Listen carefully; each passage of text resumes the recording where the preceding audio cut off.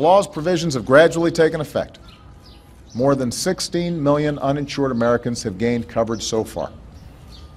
Nearly 1 in 3 Americans who was uninsured a few years ago is insured today. The uninsured rate in America is the lowest since we began to keep records, and that is something we can all be proud of. I'm very proud of that. John Sununu, former governor of the great state of New Hampshire, former chief of staff to President George H.W. Bush, and the author of The Quiet Man, the indispensable presidency of George H.W. Bush. Welcome back, Governor.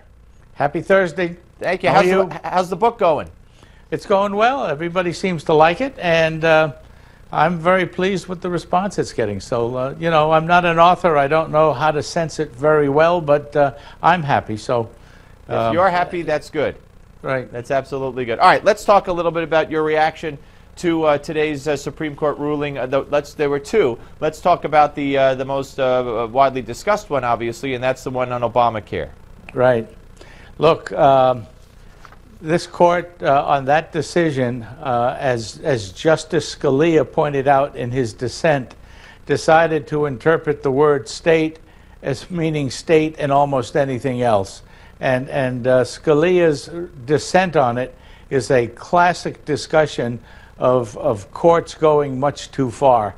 And even the Supreme Court can make mistakes, and I think they made a mistake this time. There was another decision regarding housing, which was a shocker. I think it was also, if I'm not mistaken, 6-3. I could be wrong. And this one has maybe even broader ramifications.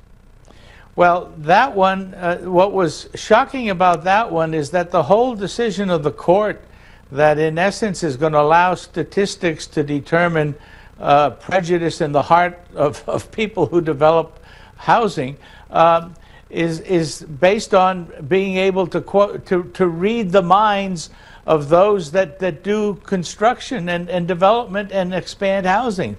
It really is a strange decision, and once more the court seems to be trying to follow the politics rather than the Constitution. And of course, you know, we could get the next decision tomorrow or on Monday, and that's the big one. I don't know if it's the only one left, but certainly it's the big one everybody will be looking to, and that's regarding gay marriage. It may be a little more, ambiguous. It might leave a little more leeway than their decision on the health care subsidies. It might be broader in its scope and its reach and allowing more leeway for the states. But are you expecting them to, again, basically, I think by virtue of that decision on, today, they showed that they just don't want to upset something that is in place or go against what they think the people want or need, and they may feel the same way on gay marriage.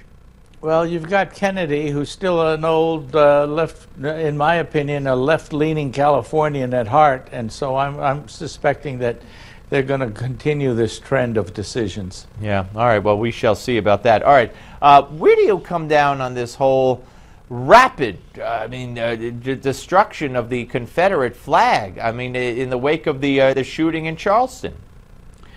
Well, look, I think the way the situation is now, people have to at least bring the flag down from the capitals. If they want to put them in museums, that's fine. I do think some people are going too far, pulling Civil War games off the shelves or the equivalent of shelves, the apps.